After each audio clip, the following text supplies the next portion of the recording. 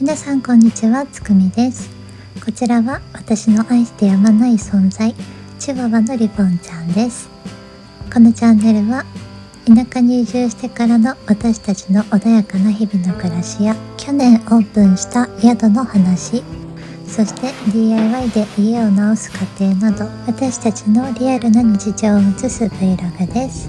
マイペースに生きる私たちをぜひ見守ってもらえたら嬉しいです。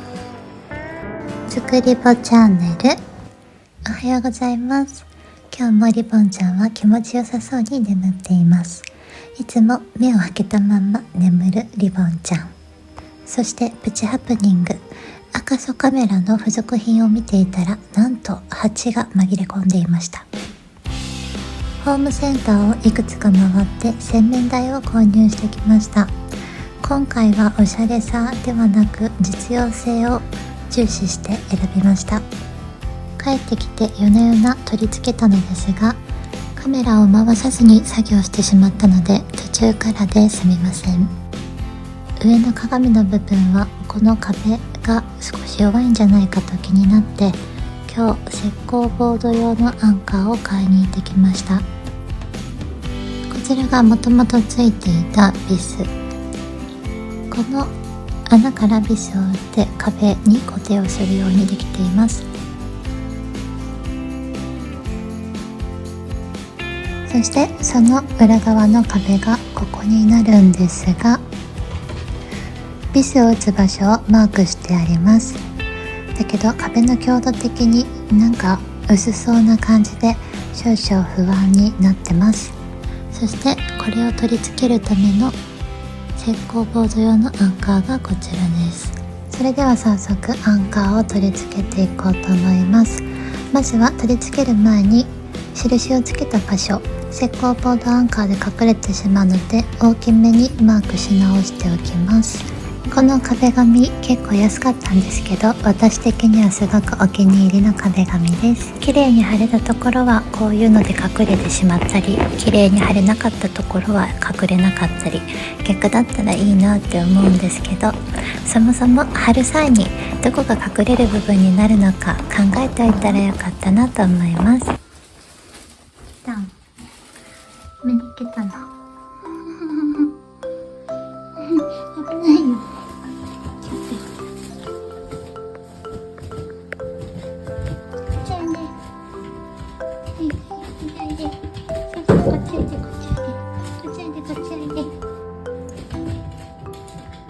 来た。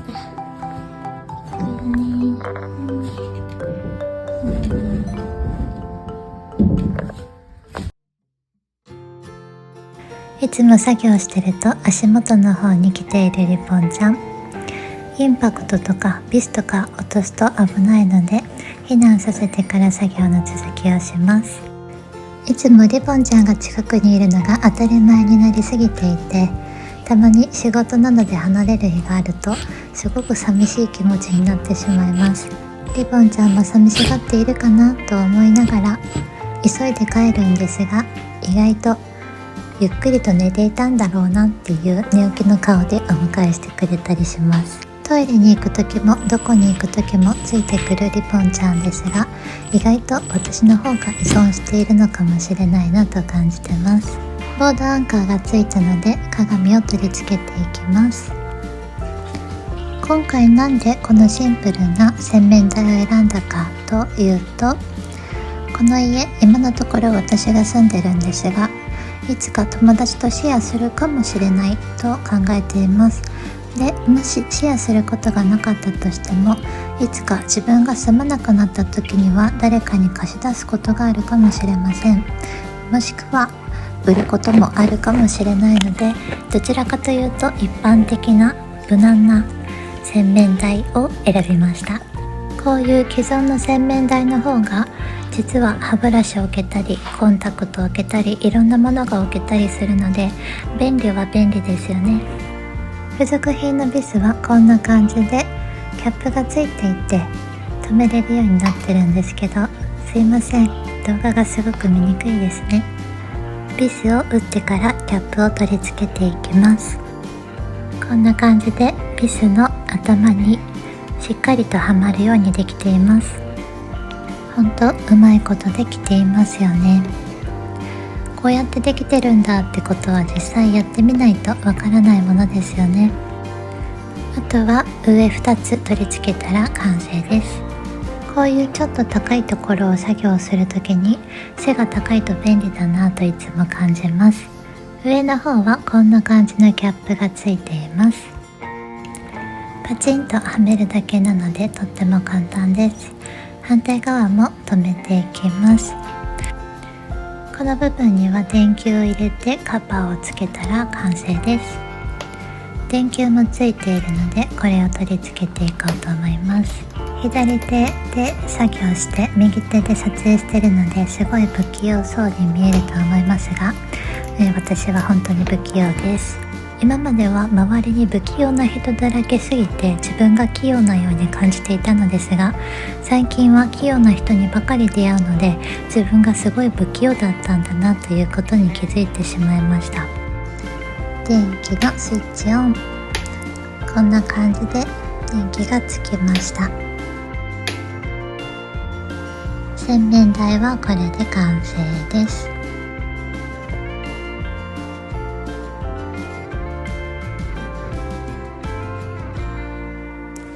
続いての DIY はキッチンです。ザ・昭和のキッチンに収納しきれずに散らかしたまんま、ちょっと汚くてすみません。今日はこのキッチンの昭和感を少し消して、そして収納できるようにきちんと中を掃除していこうと思います。開けるとこんな感じ。今のところ何も入れてないんですが、まだ汚いので入れたくなくて見て見ぬふりをしてきました。そして目線を上の方にやると、半分だけ掃除して半分汚いまんまのレンジフード、そして使っていない戸棚です。一度掃除を始めると徹底的にやりたくなるのですが、途中でやめてしまうとそのまま放置してしまいがち。掃除は一気にやらないとなかなか終わらないですね。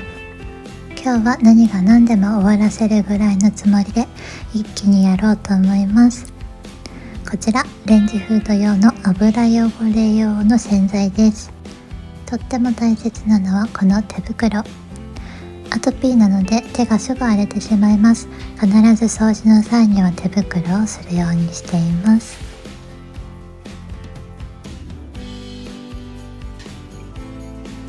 リボンちゃんはお掃除見学するみたいです。そこにいてくれるだけで癒し効果大なので、ぜひ見守っといてもらえたらと思います。前回掃除する時にはレンジフードの汚れにアルコールスプレーを吹きかけて取ることができました。今回もそうしようかなと思ってたのですが、この油汚れ洗剤、こっちの方がもしかしたら落ちるのではないかと思い購入しました。その成果やいかに。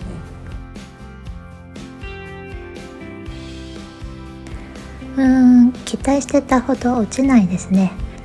やっぱり前回と同様でアルコール除菌スプレーでやっていこうかと思います。そしてこのスチールウール余っていたので、これを使って汚れを落としていこうかと思います。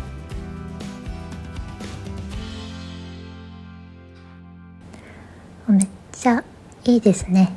いい感じで落ちます。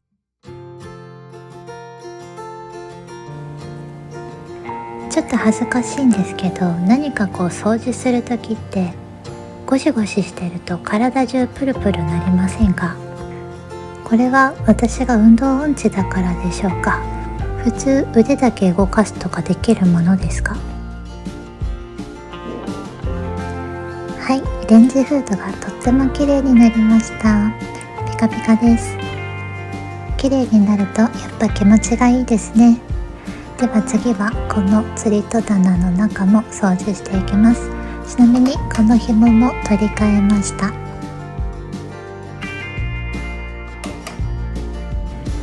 中からホコリとかが落ちてくるかもしれないので、戸棚の下にあるもの、食器とかいろいろ避けてしまおうと思います。暮らしながら DIY をしているので、この未完成のキッチンでもいつも料理をしたりなんだかんだしています。今のところ宿から持ってきた IH コンロが一口のものしかないのでちょっと不便なんですよね。冬には鍋ができるように IH コンロは宿に戻すので、早めにガスコンロも買わないといけません。リボンちゃん、お花に何かついてるよかわいい。ではこの掃除しにくい隙間からお掃除していきます。皆さんはお掃除好きですか？私は掃除は嫌いじゃないですけど、得意というわけでもありません。どっちかっていうと料理している方が好きです。でも衛生的に綺麗じゃないのはやっぱり嫌なので、こまめに掃除はしないといけないなと思っています。そのうちルンバみたいなお掃除ロボットが上の方まで拭き掃除してくれる時代になればいいですね。では下の方も掃除をしていきます。もうこの動画も見飽きた頃かと思うので、そろそろ掃除の動画は終わりにします。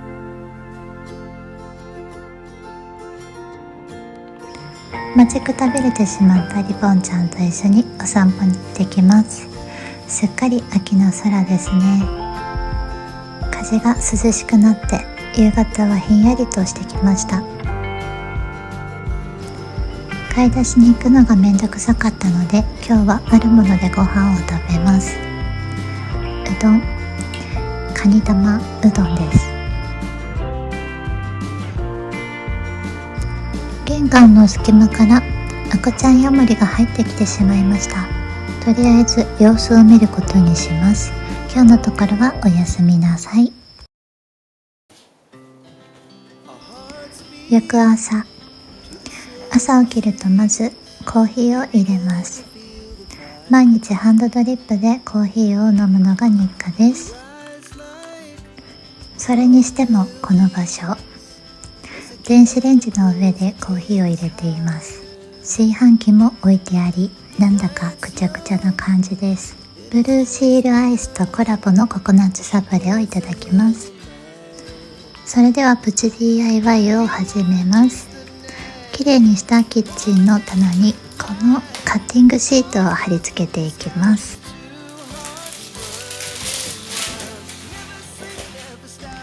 黄ばんだ白の表面がこの木目柄になるだけでかなり印象は変わってくるかと思います。キッチンごと買い替えればいいじゃないかと思われるかもしれませんが、なんせお金があまりないのと、自分が住む家なので極力お金をかけたくないという思いがあります。とにかく節約してローコストで DIY。 宿の方も去年よりは軌道に乗ってきましたが、これからオフシーズンになってしまいます。冬は本当に予約が入りにくくなるので、その間耐えしのげるだけのお金を置いておかなければいけません。使えるものはできる限りそのまんま使って、そして見た目を美しくすることで少し気分を変えていこうと思います。カッティングシート DIY はめっちゃコスパがいいので、私的にはお気に入りの DIY です。必要な道具もカッターナイフぐらいなので、誰でも気軽にできる DIY ではないでしょうか。私みたいにお金はかけたくない、もしくは予算に限りはあるけど綺麗にしたい、そんな人におすすめの DIY です。実は宿のキッチンもカッティングシートで黄ばんだ白から真っ白に生まれ変わらせています。宿の DIY 総集編もぜひご覧ください。概要欄にリンクを貼っておきます。田舎に移住してきてかれこれ3年4年目になるのでしょうか。結構経ちました。その間にいろんなことがありましたが、結局私はこの田舎に来てよかったなと感じています。都会にいた時よりも今の方が心が穏やかで、とても落ち着いた暮らしをしているように感じます。以前よりもお金はないですが、でも時間はある。リボンちゃんと暮らすこの毎日にとっても満足しています。ただふとした時に思う、将来どうなるんだろうって。私は温かい笑顔のあふれる家庭を作ることが夢だったから、いつかそんな風になれたらいいなとは未だに思っています。今これを見てくださってる皆さんはどんな感じですか？隣に話をする相手はいますか？一緒にご飯を食べながら今日あったことを報告し合えるような、そんな人がいるのであれば、それはとっても幸せなことだと思います。それではビフォーアフターをご覧ください。もともとは床も赤くてザ・昭和のキッチンでした。いかがでしょうか？クッションフロアをブルーのタイル柄にして、キッチンの棚表面をウッド柄に変えたことで雰囲気がだいぶ変わったのではないでしょうか。ここからは最近宿で起きた出来事です。ここ最近掃除をしているとふと気づくと、クモの巣ができていることがとっても多いです。家の周りそこら中にクモの巣が張るようになっています。今回今までで一番大きいんじゃないかというぐらい大きなクモを発見してしまいました。お客様が泊まりに来られるので、このまんまにしておくわけにもいかないし、どうにかしようと奮闘しているところです。1回戦目は緊張ルで挑みましたが、まさかのほぼ入っていなくてすぐに敗退しました。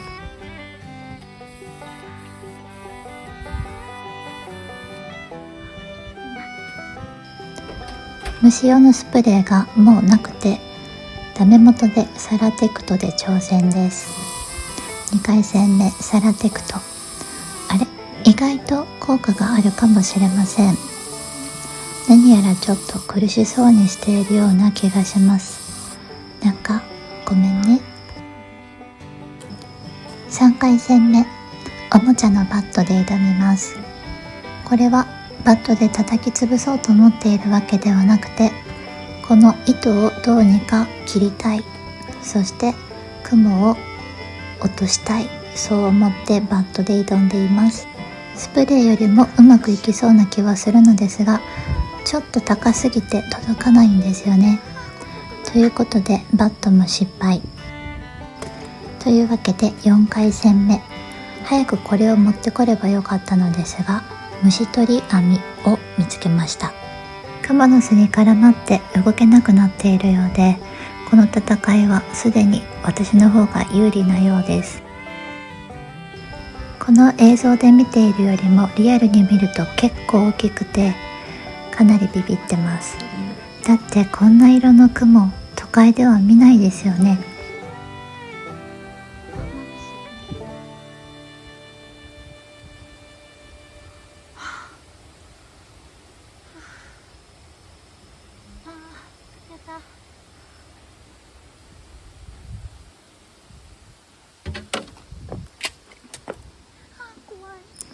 無事捕獲。このクモはちょっと離れた場所に逃がすことにしました。本当はクモって同じ場所にまた巣を作るらしいので、逃がさない方がいいのかもしれないのですが、私にはそんな勇気はないので、どこか遠くの方で巣を作ってくれることを期待しておきます。あとは残ったクモの糸を取り払って終わりです。そして宿の中のプチ DIY、 トイレの床がずっと気になっていました。この家を購入した際に新しくクッションフロアは張り替えてもらったのですが、掃除をしても薄汚れが目立って気になっていました。なのでこの余ったクッションフロアを使ってトイレの床を DIY していきます。余り物を貼り合わせる感じなので、あまり綺麗とは言えないかもしれないですが、それでも以前よりはホコリや汚れが目立ちにくくなりそうなので良いかなと思っています。ククッションフロア用の糊で貼って乾かしたら完成です。最終的にはトイレマットを便器側に引くので、あんまりこの境界線は目立たないのではないかと思っています。おとなしくお家で留守番してくれていたリボンちゃんとお散歩に行ってきます。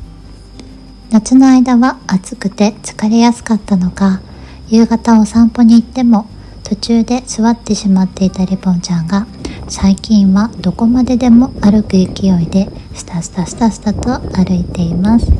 リボンちゃんの体力に少々ついていけていない私ですが、それでもこの季節の散歩はとっても気持ちがいいです。家に帰ってリボンちゃんの足を洗います。洗面台ができたのでとっても洗いやすくなりました。いつも同じ布団で一緒に寝ているので、散歩の後はきれいにします。足の裏や地面についてしまったお尻や尻尾などきれいに洗って拭き取ります。とはいえワンちゃんは体臭が大事らしいので、全身のシャンプーは1週間に1回程度で行っています。足を洗った後はおしっこシートを使って拭き取ります。これが一番効率いいっていうことが最近分かりました。おしっこシートで拭くと手足の汚れが残っているかも分かるし、使った後のをもう一回おしっこするために使うこともできます。タオルを洗う必要もないので衛生的でとっても便利です。少し前の出来事ですが、夏の終わり頃、大量にゴーヤをいただきました。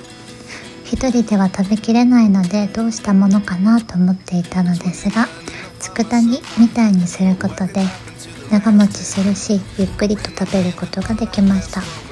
ゴーヤの苦味は旨味でもあるのですが、ちょっと苦すぎると食べづらいですよね。こうやって塩もみしてから茹でることで苦さを抑えることができます。実はゴーヤには健康と美容にいい成分がたっぷり入っていることをご存知ですか？ゴーヤの苦味の元となっている成分モモルデシンには肝機能を回復したり夏バテを予防するような効果があります。その他にもゴーヤにはビタミン、カルシウム、マグネシウム、カリウムなども含まれています。カリウムはむくみ改善にも効果があり、そしてビタミンは綺麗な肌を、カルシウムは骨を作ってくれたりします。そしてマグネシウムは貧血予防にも効果があるようです。ここまで宣伝しておけばゴーヤの株も一株上がったのではないでしょうか。ここからはお絵描きタイムです。最近描いている作品を少し見ていってください。先に色をつけたキャンバスと画用紙に変化を描いていく予定です。リボンちゃんはお尻拭きシートで遊ぶのにハマっているようです。作品が出来上がっていくまでの過程です。こんな感じでゆっくりとですが少しずつ下書きをしてペンでなぞっていっています。この作品は静岡・熱海で行われる展示会シー・スイート・エキサイティング・アートという展示会のために描いている作品です。これで8割か9割完成です。仕上がりはぜひ会場で見てもらえたら嬉しいです。概要欄に詳細を載せておきます。最後にお知らせです。リボンちゃんのリアルスタンプ販売中です。そしてイラストバージョンもあるのでぜひ見てみてくださいね。ボイシーではこの田舎暮らしの裏側についていろいろお話ししております。ぜひ聞きにいらしてください。最後までご覧いただきありがとうございました。チャンネル登録もよろしくお願いします。